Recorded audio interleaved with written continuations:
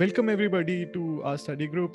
We're talking about fast AI, Hugging Face, and it's being kindly hosted by the people over at Weights and Biases. I'm a fan of fast AI, so anything fast AI, I try to join it.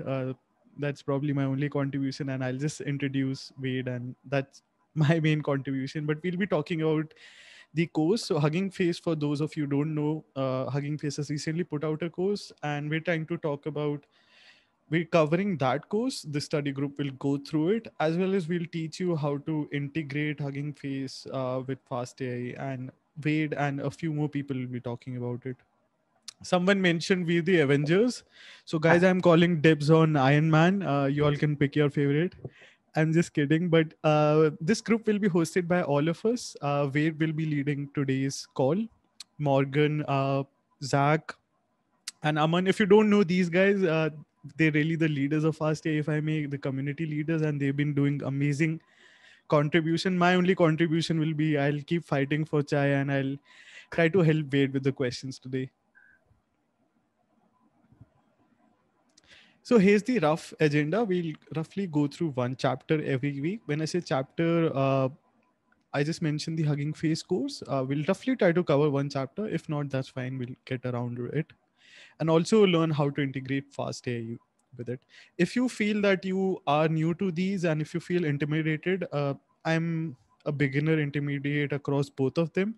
So as long as I can promise you, as long as you're curious and you're interested, you're welcome. There's no gatekeeping. Please keep joining and please keep asking the questions. We'll make sure that they're answered, and everyone is welcome. So today's call, as I said, today's session is being taught by Wayde Gilliam. He's a senior software developer at UC San Diego. I've known him through the FastAI community. We were just talking about this, but we've seen each other's little icons on the forums and on Twitter for so many years. It's a very nice, small, and warm community, the FastAI community, and Wade has been contributing a lot to it. He's best known as the creator of Blur Library, which, as far as I know, was the first integration between the Hugging Face framework and FastAI. He's also a sci-fi fan, and unfortunately, just kidding, but unfortunately, a coffee drinker. I won't take more of the call, and I'll quickly hand over to Wade for the rest of the session. All right, let me share my screen. I just wanted to say I did not add the unhappy face after coffee drinker. All right.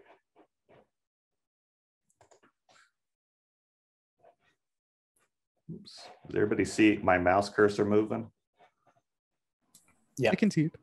Okay, cool. I'll put that in presentation mode. All right, so welcome. And I'm excited to be here and to see a lot of friendly faces from the fast.ai community, and maybe be a few Hugging Face folks on here as well. I was excited when I put this, the idea up there on Twitter about a Hugging Face course with the fast.ai bent, and I probably got the most responses out of anything I've ever put on Twitter.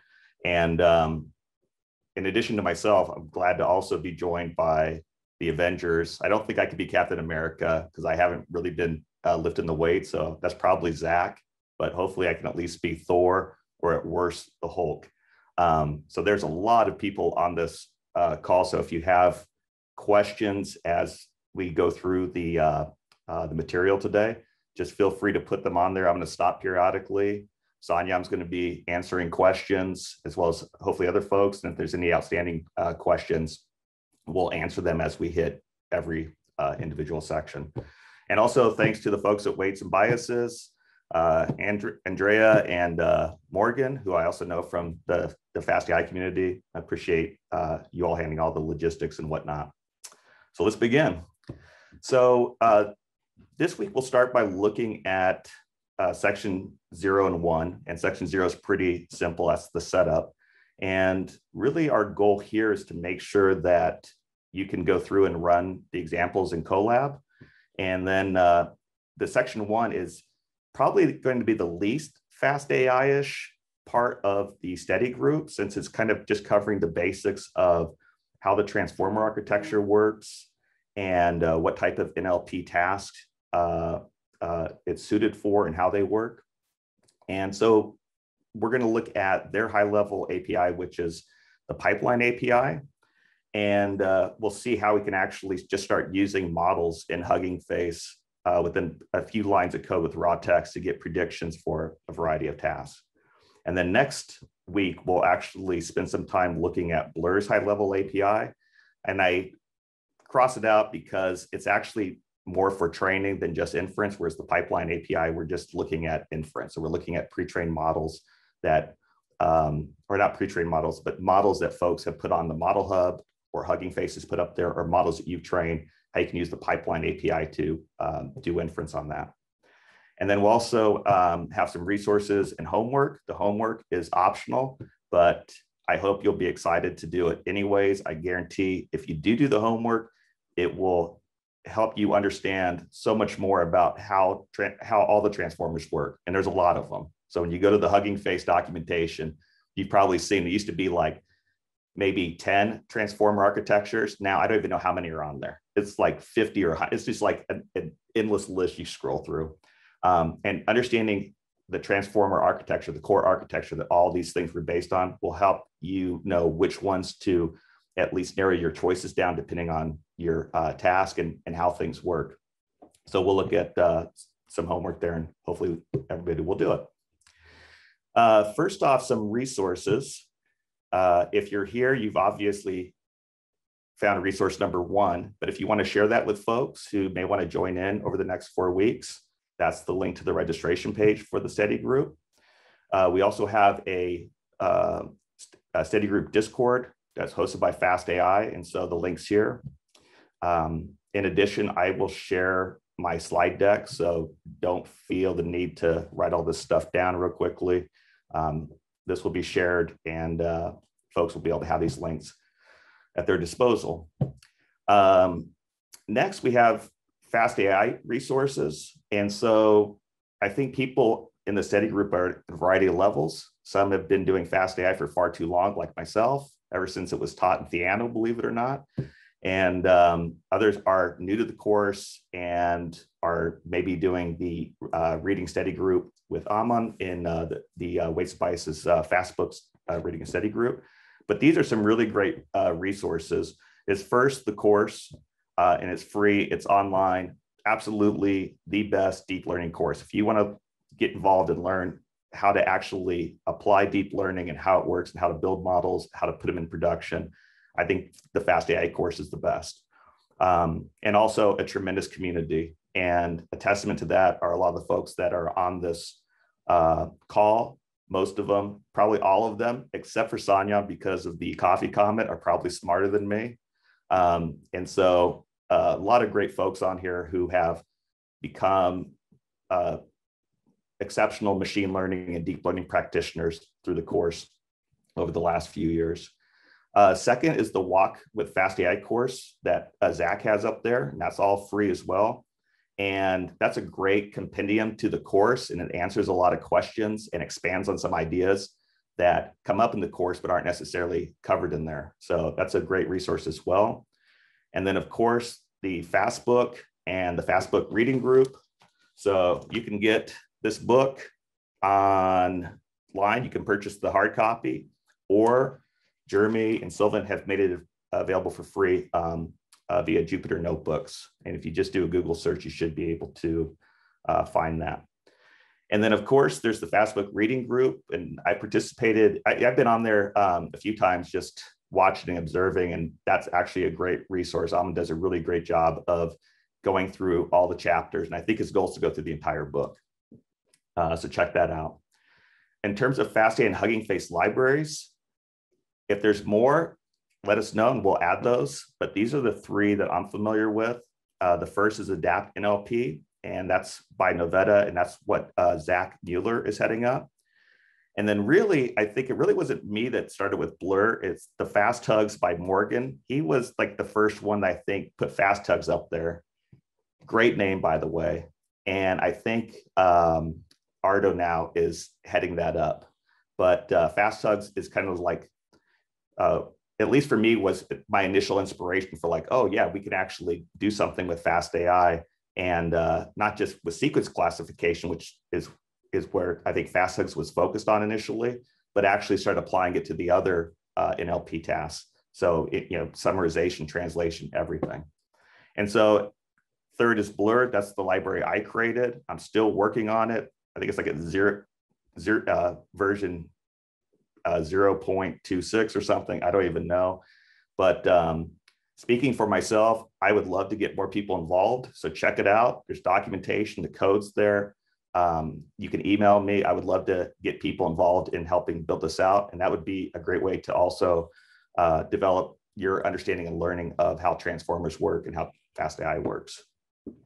Then ML and data science in general, we got the Chai Time Data Science podcast by Sanyam. And one of these days, we maybe have the dark roasted coffee time data science podcast, but for right now, it's Chai. So, but check that out. And Sanyam interviews tons of people in the community, and they're really great insights into not only what's happening in the realm of machine learning, but how people got started, how they developed their careers and whatnot. So that's a great podcast. And then, of course, we got Weights and Biases, who are hosting this. And for all things in terms of tracking your machine learning projects and whatnot, it's super easy to integrate their product into any type of machine learning or deep learning project you have. And they got tons of free content and whatnot. And there's folks on this call as well that if you want to get more information, could provide that for you. So let's get started. So number one, setting up your environment. You'll notice that when you go through the course, there's a colab button at the top of a lot of the course pages. And you should be able to open that or click on that, and it will open that page with the code in colab. But I noticed that sometimes it's missing dependencies. And so if you want things to work, this is the right pip install right here that you want to include. Is you want to do transformers with sentence piece. I think by default, it just does pip install transformers, and then some of the examples will break. So for Colab, make sure that you use this pip install, and we'll actually look at a notebook. You can see how I set it up. And if you're going the local virtual environment front, I typically use Conda or mini Conda. And then Jeremy Howard recommended to several of us a product called Mamba that just makes Conda work fast. So I've been using Mamba, and essentially it's just a fill-in for Conda. So wherever you put Conda install, you put Mamba install, and it is a lot faster. So check out those resources if you want to go the local route. And then also fast.ai has a Conda channel for installing all things fast.ai. And so the link is right here. I've been using it for Blur, and it does make things simple along with Mamba and really fast to keep updated with everything. And I'll also mention, because there's a lot of discussion about using Poetry to manage your environments. I've never used it. So if there's folks that are using Poetry that like to share example with the group, I know personally, I would love to see a Poetry configuration set up with fast.ai and Hugging Face to see how that works and the benefits. So I hear a lot about it, but don't know anything from personal experience. Any questions coming up yet, Sanyam? No, I don't see any questions. There was one broadly that asks you, should they be doing the Hugging Face API course, or is it better to start from scratch?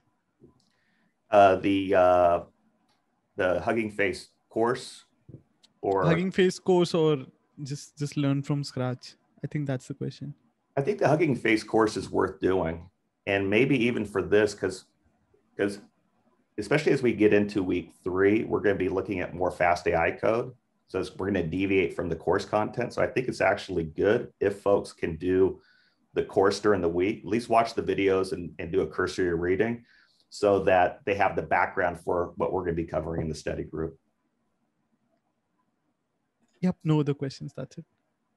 All right. So essentially the course that Hugging Face has put on, it's really great. It has a lot of great folks with video content. They're actually doing some study groups as well. And the initial course, they've only introduced this part, the introduction. And so there's 4 sections. on transformer models, using transformers, fine-tuning, and sharing models and tokenizers. This is the only part of the course that is out now. I think the diving in portion comes in the fall, and the advance is either late this year or early next year. But we're going to see with this first 4-week session, there's so much that you could actually get going in terms of building transformers, using them in production, and also sharing them with the community through the Hugging Face Hub. And in particular, over the next few weeks, we're going to show how to actually fine-tune these models using Blur, Adapt NLP, Fast Hugs, and then how to take those models and actually share them on the hub, create a model cart, all that stuff.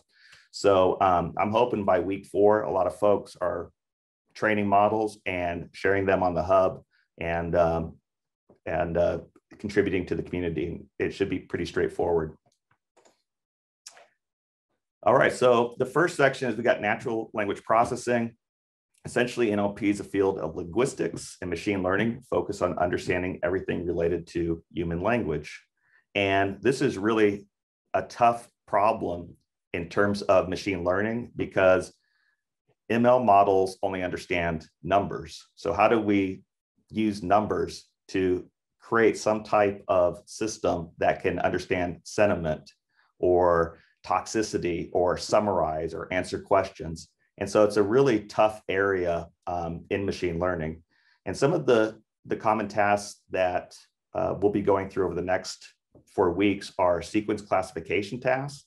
So that's where we're looking at whole documents, for example, movie reviews or comments, for example, and we're trying to classify them, things like sentiment, whether it's spam, whether it's grammatically correct, whether 2 sentences are logically related.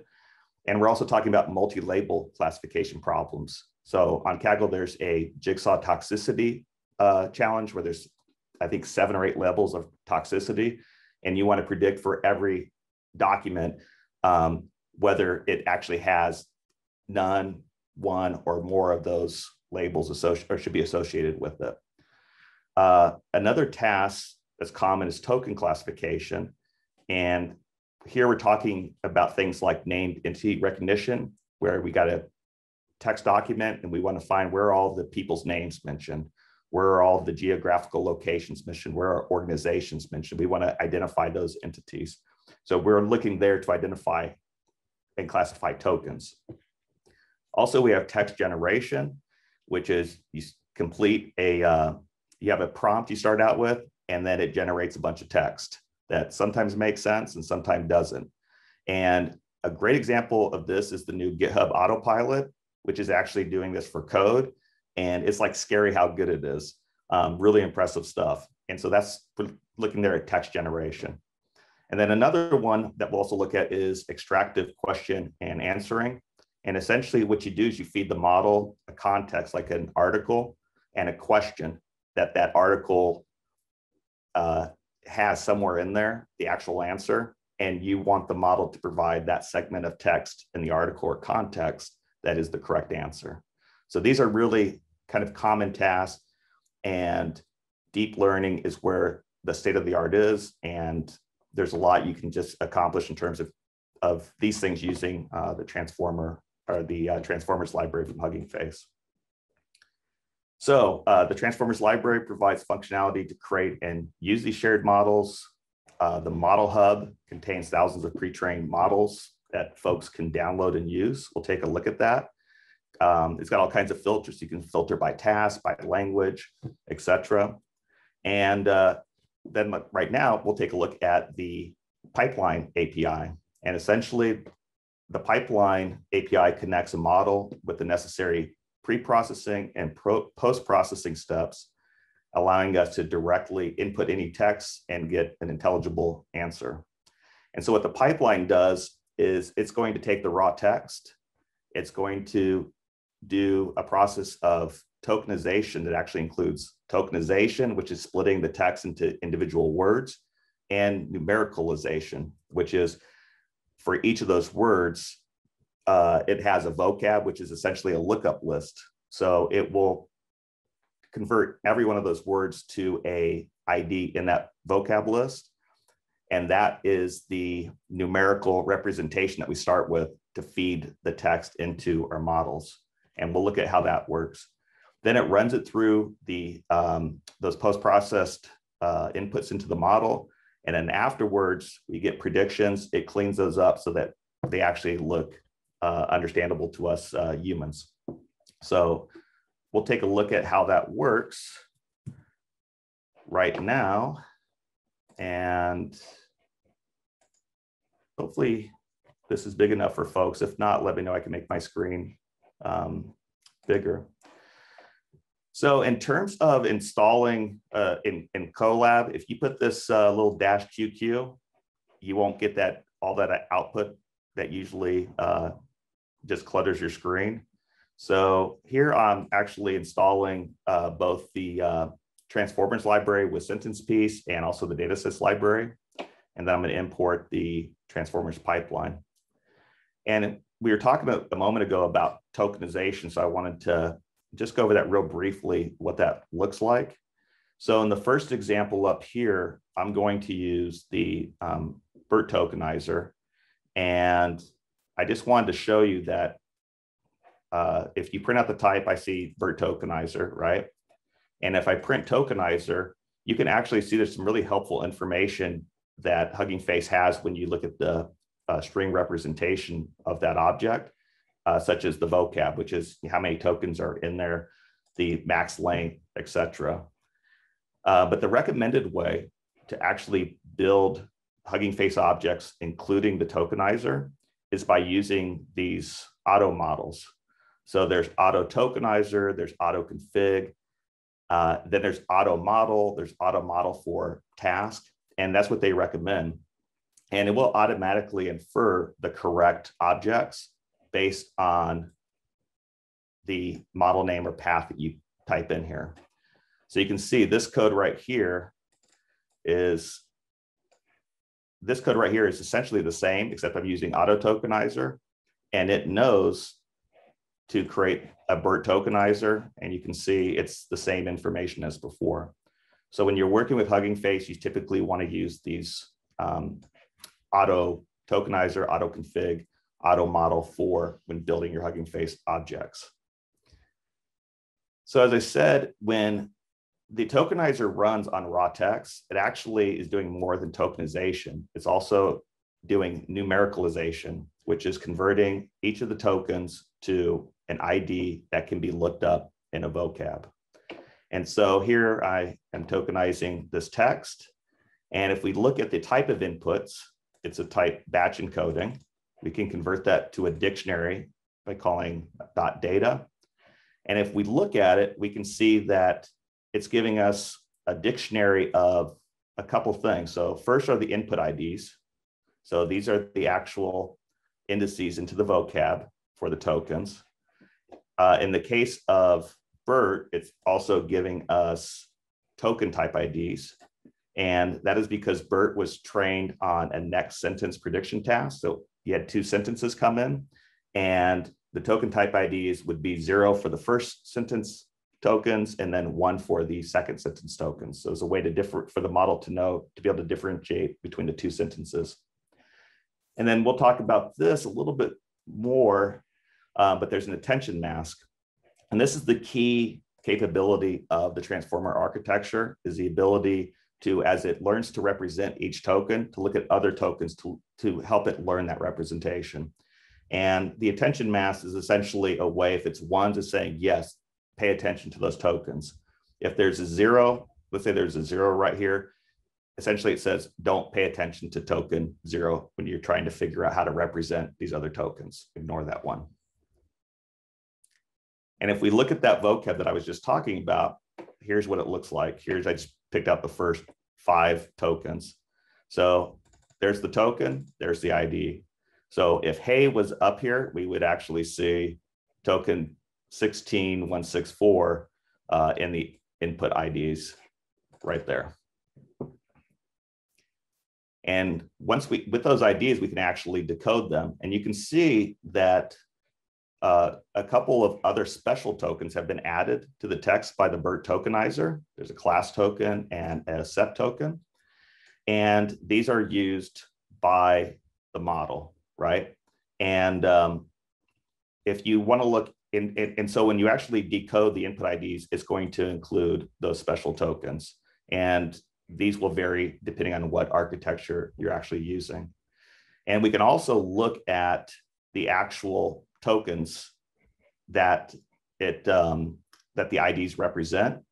And so for most tokenizers, you're going to see something like this, and you're going to see characters like this, because most tokenizers use something called subword tokenization. And so by keeping they keep a relatively small vocab, which is important to model performance. And they also eliminate a lot of unknown tokens, which is bad, right? Because if you have tokens in there that are unknown, you can't really learn anything. And so it breaks things up into subwords for kind of rare words, and very common words get their own token, like name's a common word. Wayde, especially with my spelling, is not common. So it breaks it up with Way, and then 2 hashtags in DE. So that's how the tokenizer works. Now, in terms of the pipeline, we can do a bunch of things with the models in the Hugging Face Model Hub. And just real quick, if you go to huggingface.co and go to models, this is the hub right here. We're doing text classification, so you can click on that to filter by text classification. You can click one of these models, and it's going to give you a bunch of information about how it was trained, for example. Even through the inference API, you can actually test it out right here. And if you find a model that's trained for exactly what you're doing, you can actually just click on here using transformers and copy and paste this code, and you'll have everything you need in terms of the tokenizer and model.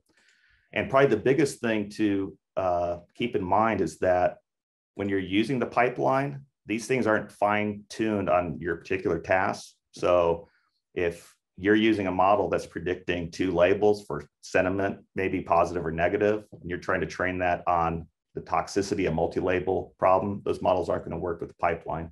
You would actually have to fine-tune that model on your particular task. And that's something we'll look at in week 3.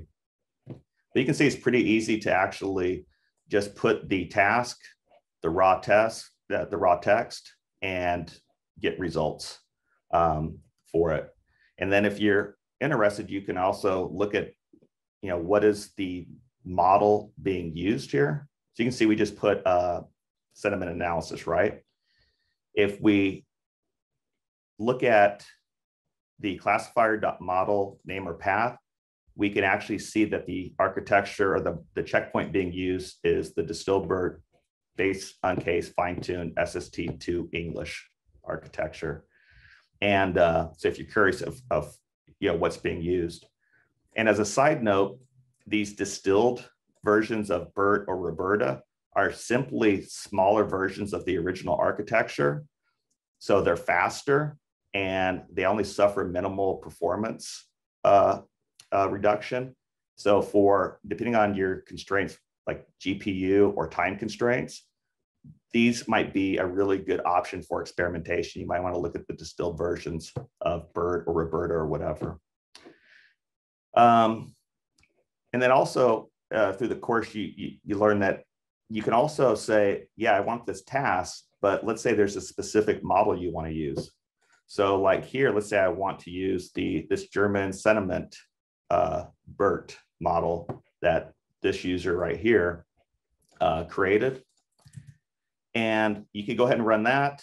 I don't know a lot of German, but I know that is good. And we can see that, yes, that's a positive statement right there. And so you can actually go to the Model Hub, find a model that you want to work with, and use that instead of the default version that we saw above. There's also models for zero-shot classification. And these are really interesting models where we actually, in addition to saying we actually supply the labels, and it can still figure out like whether or not it's one of these labels, even though we're defining these on the fly. I don't know a lot about how these particular models are trained. It definitely seems like a little bit of black magic.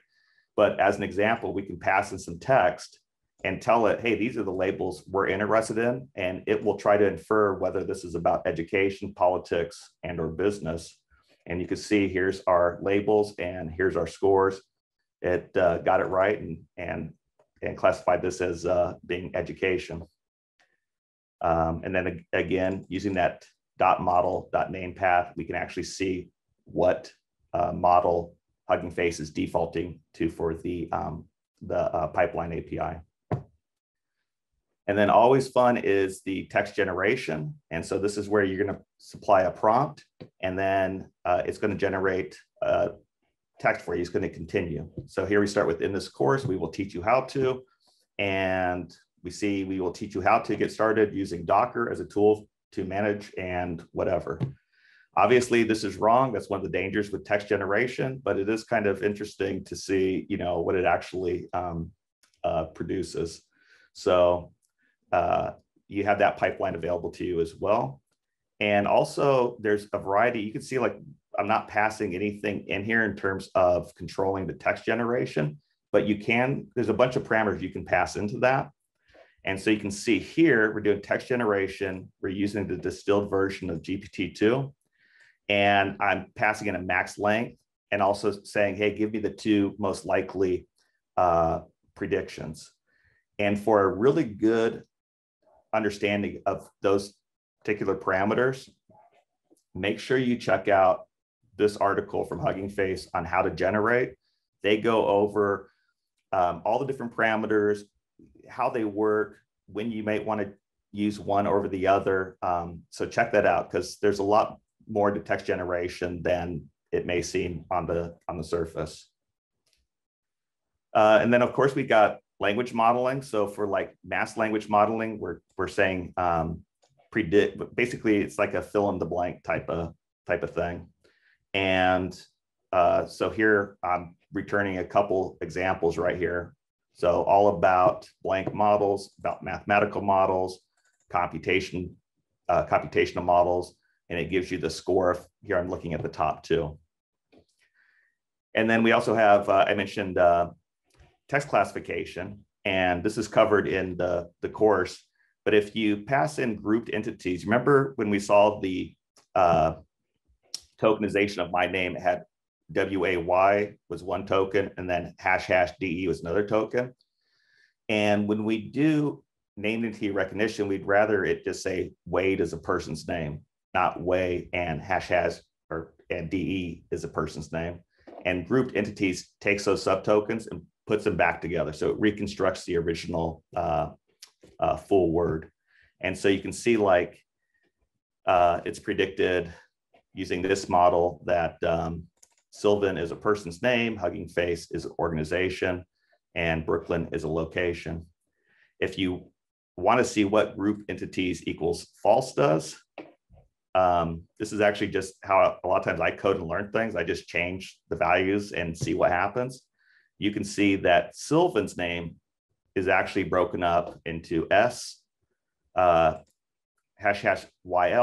#VA, #IN, and they all have iPerson. And what the group entities basically did is just say, no, that's really just Sylvan. Put those all together and said that's a person. So that's what the group entities does. Question answering. If we supply a question and a context, it should pull out the answer within that text. So the answer is right here. And we can see that it actually does this with pretty high confidence. So about 70%. And it says this is where the start token is, this is where the end token is. That's extractive QA. Summarization is pretty straightforward. Take a big text document, summarize it in 1 or 2 sentences. And then we also have translation tasks, which is also pretty straightforward. You're going to translate from one language to another. So here we're using myriad MT model and going from French to English. And then we can see that this is the translation right here. This course is produced by Hugging Face. So again, the course kind of goes through these a little bit more detail, but are there any questions so far on using the pipeline API or tokenization? There's one question on tokenization by Ritubrata. So he's asking how to gain the wisdom of which kind of tokenization to use for a particular architecture or data sets. For example, you should be using subword for German Finnish and character level for Mandarin. But beyond that, how do you decide what to use? Well, so each architecture has basically their tokenization format they're using. And so you're really forced to use whatever that architecture is using. And you don't want to deviate because then you're not able to use models that were pre-trained using that particular type of tokenization strategy. So probably the best thing to do is to look at the documentation. If you go to resources and you can look at the tokenizers doc, and you can get more information about different strategies. If you look at the transformers documentation, you can actually see details about each of the architecture's tokenizers, and you'll be able to discover, like, are they multilingual capable? How many languages were they trained on? Things like that. So that would probably give you the guidance you need. Yeah, the docs are amazing. There are a few questions around the links. So after the study group is over, whenever the email goes out, we'll make sure the collab and all of the links are there. So make sure you join the fastai Discord and you can check out the notebook. Yep. One more question. I wish to include my labels or categories in a named entity recognition model. Any guidance or pointers for that? So yeah, you can actually create your own labels. And then what you could do is start with one of the pre-trained models that was maybe trained on a subset. Like a real common one is, I think it's the German Col NNL or something data set. I forget what it is. And you could start with even a data set. For example, I have one model, an NER model that I trained. I started with the German data set and I fine-tuned it on English. And it was amazing how good it turned out. And so in week 3, we will spend more time going through, like, picking a pre-trained model and fine-tuning it. But absolutely, you can go ahead and fine-tune it for your own labels, even if the labels in the pre-trained model are different. And I'd just like to nudge everyone towards, writing about this or just publishing your notebooks. Use fast pages or any blog that you want. I'm sure Wade will talk about this, but at least I can speak for Wade and I. All of this creates amazing career opportunities for you as well. So make sure you learn and also write about what you learn. Yeah, absolutely. I think Perul did something on weights and biases last week, and that's really kind of how she got started. I think she works at Weights and Biases. I'm not 100% sure. Parul But works at h2o.ai along with me. oh, she does. She works at, okay, yeah, H2O.ai. But she, I think, really kind of got started, and her career exploded because she was blogging and then also giving lectures and things and whatnot. And so even stuff like this, when you teach people, and I think this is something that we've all learned from Jeremy Howard, is that when you, wherever you're at, you have learned something that that you can teach someone behind you that hasn't had that content yet, even if you're just starting out. And a great way to develop your own understanding and also help others is to blog about it, or to do things like this, to do little Zoom sessions and study groups and teach others. So yeah, that's great advice. Anything else? No questions. No other All questions right. so far. All right. So let's go back to the presentation here. So we've gone through the pipeline API. We've also seen how we can go to the Hugging Face Model Hub and use the inference API there right on the web, which is really cool. So transformers. So the big thing in section 1 is really, like, how do transformers work? What does the architecture look like? And you're not going to have a complete understanding just by going through this study group or by going through the course. I'm going to have some links to some papers and to some articles that you want to read. But understanding how the transformer architecture works, the initial transformer architecture, everything you see as a transformer model and Hugging Face is based on it. So if you want to understand like how it works, you need to understand the transformer architecture. And essentially, all transformer models have been trained as language models. So a language model, and the reason why this is key is that a language model is essentially, you're either trying to predict the next word given a word and its preceding words, like in the causal language model, or you have a mass language model where you got text and you're trying to figure out what these mass tokens or corrupted tokens really should refer to. And the idea of a language model is that if you can build a model that does either one of these tasks really well, then you've created a model that understands the particular grammar of the text that it's seeing.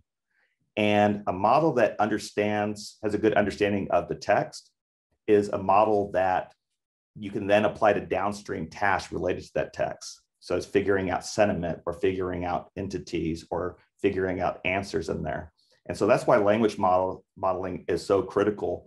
And all these transformers and other architectures like ULM-FIT and LSTMs, why they're all based on language models is because they start with that intuitive idea that, yeah, if I have a model that can do this really well and predict the next token or predict mass tokens, that I have something that understands the particular grammar, the particular language that it's trained on. So that's the whole idea. And so you take these language models, and a lot of them have been trained on a lot of text, on a lot of GPUs or TPUs over many days at a lot of cost, things that at least I can't do with my 1080 Ti GPU and my little DL rig here at the house. And so these folks have pre-trained these big models, and we can take what they've learned, the weights that it's learned through that process, and we can go ahead and grab those models, and through a process called transfer learning, we could take those pre-trained language models and fine-tune them on our particular text. And that's really where this comes in handy. If you're going through the fast.ai course or about to, you'll see that transfer learning is the thing in fast.ai, because most folks just don't have the ability to go through billions of Wikipedia articles and spend tens or hundreds of thousands of dollars in compute costs to build these things. But fortunately, big companies like Microsoft, OpenAI, and whatnot, they've actually done that for us. And we can use those models on our own, on our limited resources for our particular raw text and for our particular constraints. So how do transformers work? So at a high level, there's two parts. There's an encoder part that our inputs are going to come through. And this part right here is optimized to acquire understanding from the input.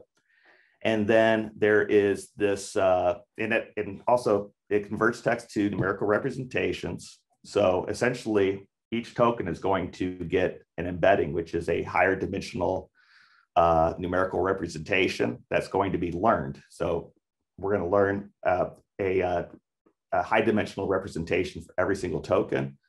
And they go through a couple layers, and probably the most important is the self-attention layer, which we'll look at in a second.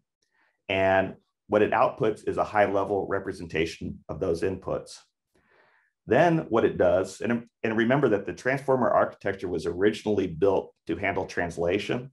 And so the inputs would be, for example, German text, and the outputs would be English text, so the English translation. So that's what happens in the encoder. The decoder during training, we will actually feed in the correct tokens, but we use something in mass language model called a mass self-attention mass to make sure that tokens can't look at subsequent tokens for building a representation of itself. And we'll take a look at that as well, a little bit more detail. But here, the encoder is focused on understanding the input. The decoder is really focused on generating the output. So generating a high level representation of that output that we can use for predicting the next text, and then also for things like being able to generate a classification prediction. Now, the biggest thing that I already mentioned is this idea of attention. And essentially, there's 3 different types of attention layers in the original transformer architecture. And a high-level definition would be that this layer will tell the model to pay specific attention to certain words in the sentence you passed it, and more or less ignore others when dealing with the representation of each word. A word by itself has a meaning, but that meaning is deeply affected by the context, which can be any other word or words before or after the word being studied. And so this is actually pretty intuitive, right? That when we're looking at a sentence, the meaning of each word in that sentence is going to be affected to one degree or another by words around it. And so this is an example from Jay Alamar's The Illustrated Transformer article. And the animal didn't cross the street because it was too tired. And he asked the question, what does it in this sentence refer to? Is it referring to the street, or is it referring to the animal? And as we read this, it's pretty simple, right? We can understand what it means, but a model is, computers are pretty dumb. So by using this thing called attention, we can have it when it's encoding a representation for it. It can actually learn to pay attention to the right word, such as animal. Whoops, a little too far there. And so that's the whole idea of how attention works. It's basically allowing us to look at words around each other word to develop a representation of it so that we can understand a word's meaning in context. And this is what the original transformer architecture looks like. And this will also be part of the homework for those who choose to do it, is to actually read these papers.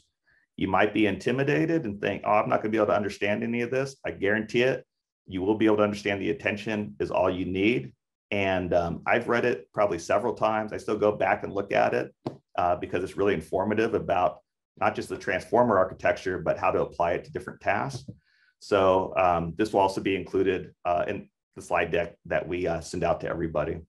And if you're confused at all by any of the concepts in the paper, read it alongside The Illustrated Transformer by Jay. And he's got all kinds of great animations and graphics that explain in detail how attention works. And literally probably my favorite resource in terms of, actually all his stuff is really good. He's got illustrated guides to the to Transformer, to BERT, a bunch of stuff. Great resource just to keep that in mind. So the transformer architecture, as I said, there's really 3 types of attention. And right here, don't worry so much right now what multi-head attention means, but here we have bidirectional attention. And so when it's encoding the inputs, the attention layer is allowed to look at the preceding and subsequent tokens and figuring out a representation for each token that's passed through. On the decoder side, we have mass attention. And as I said before, the idea there is to keep in mind is that there's a mask. And remember, we saw that attention mask when we looked at the tokenizer, it produces that attention mask. Well, here, there's an attention mask, and it essentially ensures that as we are looking during training and we're looking at our target text that we're trying to replicate in the form of predictions, it's essentially masking subsequent words. So it's not able to look at that, because when we do inference, it's going to generate one word at a time. So it's going to generate word 1, and then it's going to try to predict 2 from word 1. Then having word 2 predicted, it's going to try to predict word 3 from word 1 and 2. So when we're training, we have to mask those future words out. And then the third form of self-attention is encoder attention. So we're actually going to take the representations of each of the tokens that are learned on the encoder side, and we're going to let the decoder learn how to pay attention to those outputs as well. And those are really, so those they're all using a form of attention. There's 3 of them. And so that's really the key concept that has made transformers super popular. So when we go look at Hugging Face, we'll see that some transformers are just encoder models. So they're just actually, any questions coming up yet, Sanyam? This is a follow-up question from earlier. So for the tokenization strategy, they were asking about if they're working on a novel architecture, which approach should they use for tokenization? For tokenization, I'm not sure how to answer that. If they're working for a novel approach, yeah, I don't really know. I don't know what the best answer to that would be. I would say post that on the Hugging Face forums, and which are staffed by all the ML engineers over there, and see what they say in terms of starting out. Apart from that, we're just sharing resources and just talking about different blog posts around understanding attention and transformers. Yeah, anything else, or is that a question? No, that's it. Okay. All right. So when you look at transformer models, or you're looking at the transformers library, I should say, you'll see that some are encoder only. So they just include that encoder part that we looked at right here. So they just include this part. Others are decoder specific. And there's other ones that are sequence to sequence that include both. And just real briefly, I'll include here's some examples of encoder only ones. And what I've had really good success with Roberta. If you're just looking to start something out, try the Roberta architecture or the distilled version. But essentially, these are really good for natural language understanding tasks.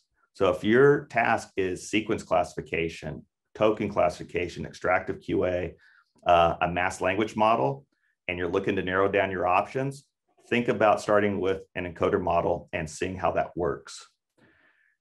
Decoder models, again, which is this part right here, focus on text generation. So if you're looking to do something like just generating dynamic text, there's decoder only models you might want to pay attention to. Probably the most famous is GPT and GPT-2. And then a third type of transformer are sequence to sequence models, which really follow the transformer architecture as a whole. They use the encoder and decoder.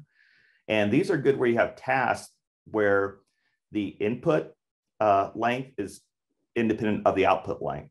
So, when you translate, a lot of times you might have 5 English words, but it may only be 3 German words, right? And so they're not going to be the same. And it's also good to use where the output is highly dependent on the input. And so this is good for tasks like summarization, right? Where you have a big article and you want to accurately summarize in a sentence or two, or in translation, or also in generative QA, where instead of extracting the answer, we're asking the model to actually just generate the answer. And that's what that is. That's the difference there. And in terms of sequence to sequence models, I've had really good success on summarization using BART and I think Pegasus. And then on translation, the myriad MT models have proven to be really well if you're looking for architectures to start out with. Any question on any of those 3 forms of transformers? No, I don't see anything yet. And then the last part of this section is bias and limitations. It's just something to be aware of when you're building models, especially when you're using pre-trained models that others have made, is that more than likely there's going to be some form of bias in the data as a result, or in the model based on the data it was trained on, or even the metric it was optimized for. And if you look at the model hub, a lot of these models will actually have that as something they include, which is really nice, right? Because in terms of mitigating negative effects of this, knowledge is probably 80% of it. You have that information, you can make your end users aware of it, et cetera. If you're looking for more information about how basically where bias comes from and also other mitigation strategies, Rachel does a really good job in chapter 3 of Fast Book to going into this in more detail. So feel free to check that out as another resource. And any questions on any of the material? Because that's pretty much it for section 1. So there's a question around, is zero-shot learning just encoder or is it an encoder-decoder model? I'll say that again, Sanyam. I didn't hear all that. Sorry. So is zero-shot learning just using an encoder model or is it an encoder-decoder model? Let's take a look here. Okay, let's see. Did I actually pull that up there? Okay, tokenizer. So it's actually using the sequence to sequence. So it's using BART for that particular task. And so you'll see that even these sequence to sequence models like BART, they actually are, there's checkpoints available for classification tasks. And I'm not exactly sure, they might actually discard parts. I'm not actually sure how they use the decoder in those particular architectures, but those can be used on classification tasks. And they either probably alter the head of the decoder, is my guess. And they're actually really good too. So I've actually used BART for classification tasks, got really great results on that as well. So again, when you look at these pipeline API, if you, after building it, do .model name or path, you can see the architecture or the checkpoint that the pipeline model is based on. And then if you go to the Hugging Face Transformers docs, look up BART, and you can see exactly how that works. You can actually see the code for the different checkpoints and to see really what's going on. Awesome. So the next question is, most language model use next prediction as their objective. How do you come up with an objective like mass language models? Any intuition behind that? Yeah, so you probably another paper to start with if you want to kind of learn different strategies and how that works is, in terms of mass language models, BERT probably is the most famous and kind of the foundation for everything. And they take an approach of dynamically masking every batch, 15% of the tokens, and a certain percent are replaced with the mask token. Another percent is replaced with just a wrong token. And then another percentage actually keeps the same token. And they do that so that the model doesn't learn to cheat in terms of how it actually figures things out. And so if you read this paper, you'll see they've explored other strategies and why they went with that and why it turned out to be pretty successful. There's also it's the T5 paper by Google. They actually explore a variety of different masking strategies and what worked well for their the T5 architecture. So there's different things you can do. You can mask tokens, you can mask words, you can mask like phrases, parts of the sentence. You can flip things around. You can do all kinds of things to add noise for the model to figure out like how to handle it. So the T5 has a lot of example implementations, but I would start with the BERT paper to kind of learn more, since that's where it all kind of started. Awesome. So there was a question way earlier on YouTube around researches going on in lost languages and how we're restoring them. I'll take this one because I've interviewed someone from this. There's a dialect in Japanese, I believe it's called Kuzu Shiji, and Taran has been doing some amazing research, and there's a Kaggle competition as well on this. So it's about using OCR to really restore these older dialects of Japanese, which I believe no one speaks today. So it's called KUZUSHIJI. You can look that up. Anything to add there, Wade? I'm glad I didn't have to pronounce that. So. Yeah, no other I questions. don't really know too much about that, but that sounds like a really kind of interesting application of these things for sure. Awesome. No other questions that I see right now. Okay. So with that, here's some homework. Read the Attention is All You Need paper. I guarantee it. You can read it. If you got questions, hit up the Discord. Like I said, there's plenty of people smarter than me that are willing to answer those questions. You can also look at the BERT paper that I just mentioned. There's the illustrated BERT, Elmo, and Co., or How NLP Cracked Transfer Learning from Jay Alomar, that has a lot of nice animations and graphics that help explain that paper. And then as a third piece is the, I mentioned 3 of the FastAI Hugging Face libraries. Take a look at those, find one, start playing with it to get, or I'd take a look at all 3 of them and find which one fits kind of your style of coding. They're similar, but there's also some differences. So check those out and kind of get a feel for, like, what, which one you like working with based on its syntax, design decisions, and then see if you can build a basic classification model. And if you look at the docs for all of them, you'll find examples on how to do that. And that's it. Unless there's any final questions here. I think most of them are being answered. So I'll just take a second to wrap up and just appreciate this study group. Really, like I've not enjoyed university so much because it's so boring, and like this makes it so much fun. It's almost midnight in India. Wade has sunlight there. I see Ricardo in the call. He also has some daylight. Matteo is taking notes. He has his headlight on. So it's really this global classroom that we're joining, really. And please do interact with people. That's what makes this fun. Make sure you join the fastai Discord. Make sure you join the Hugging Face forums. Tag us, ask questions, discuss as much as you want. That's why we're really doing this. I'm sure Wade enjoys this. That's why he does this. And please join me in thanking Wade and Weights and Biases for helping us host these.